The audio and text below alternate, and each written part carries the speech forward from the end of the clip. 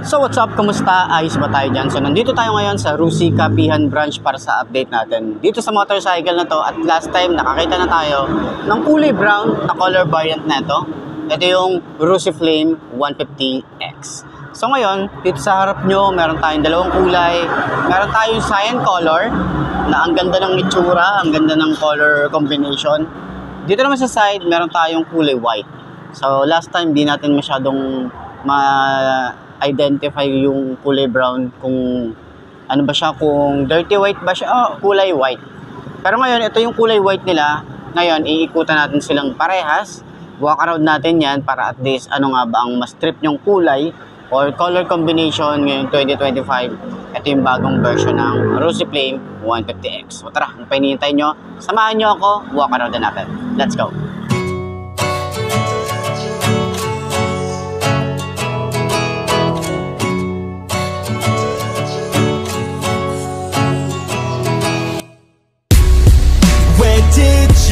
Go when I was down and I needed you most, yeah. Where did you go when I was alone, just looking for hope, yeah.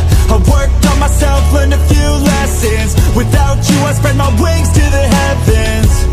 But where did you go when I was down and I needed you most, yeah. It was long days and long nights, battling with demons, so tired from the fights, yeah.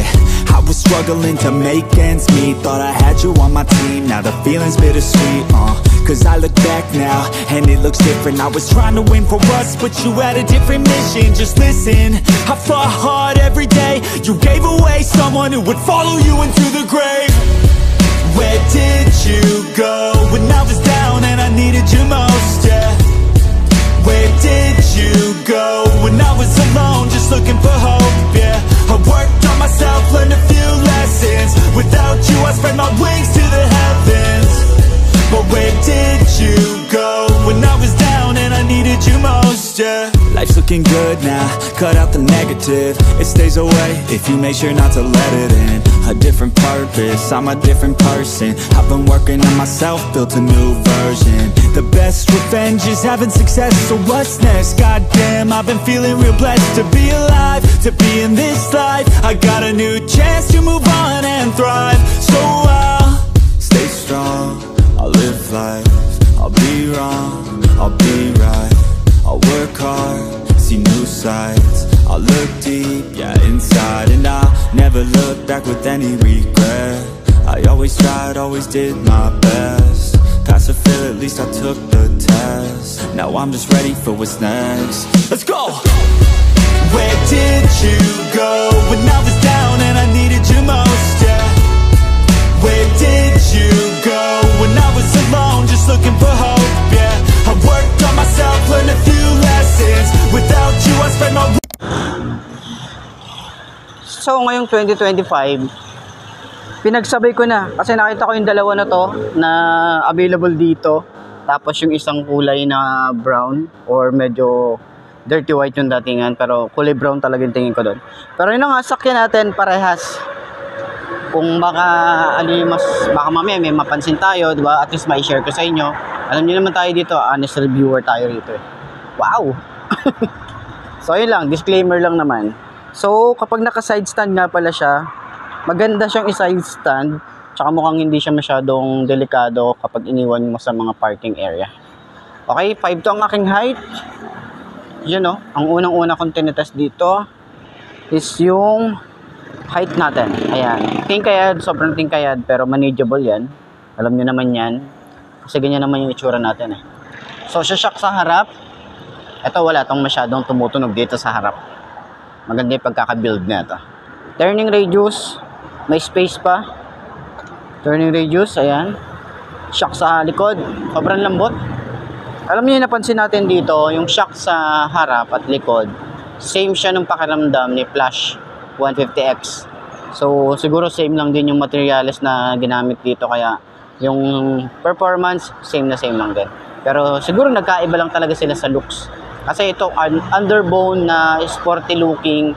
Si Flash naman kasi medyo komportable lang yung ating rides. So, ayan, try natin yung isa. Saksan din natin. Pero pag sinenter stand siya, Ganyan ang itsura. Magaan din, pero medyo mabigat na kapag mali yung ating pagkaka-side stand or center stand. Yung kabila naman. Naman natin tong isa. Itong kulay white. Ganda rin ng white eh, no? Pero mas angat yung kulay cyan color eh. Para sa akin ah. So, yun no. Magaan na siya kapag ginupuan. Yun, tingnan mo naman. Oh. Shock sa harap. Ito wala rin tong ano, wala rin masyadong tumutunog. Kasi yung tinitingnan ko talaga dito yung T-post. Yung bearing niya, kung mahigpit ba. Ayan. Ito, ang ganda ng ano, ganda ng bounce. Ito na sa likod. Ayun oh, ganda. So, sa tingin nyo, sulit nga ba ang ganitong motorcycle ngayon 2025? Comment nyo naman yan sa baba para at least malaman natin yung mga hinanain nyo. Ano nga ba yung mga nag-experience nyo sa mga motorcycle na yan. Katulad nito ni Rusi, para at least dun sa mga gustong kumuha din, meron na silang may babasa dyan, meron na silang idea, ano nga ba yung performance nito, di ba? Para at least dun sa mga nakagamit na talaga, long-term review, mga owner na talaga nito, yun talaga yung legit na talagang magsasabi sa inyo ano nga ba yung performance na binibigay ng Rusi motorcycle. Yun lang naman. Okay, center stand din natin. Yun, no? Ayos.